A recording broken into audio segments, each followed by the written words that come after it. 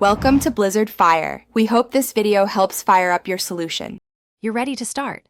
Pick a sticky note size that won't obscure text and choose whether you want a full tab, corner flag, or thin strip.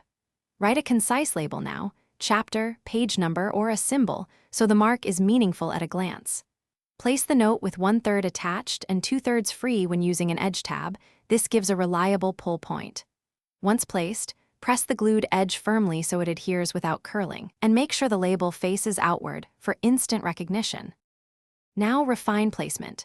For multiple bookmarks, stagger them vertically along the book's outer edge so each tab remains visible. If you need extra security, fold a corner tab around the page to create a wrapped marker that won't shift when you flip pages. Color code or assign symbols to different subjects or priorities so you can find categories instantly. Once done, test by closing and opening the book gently to confirm tabs don't catch. Adjust adhesion or thickness if pages resist turning smoothly. Finish by trimming any oversized sticky notes so they sit neatly and add minimal bulk. Use scissors for a straight edge.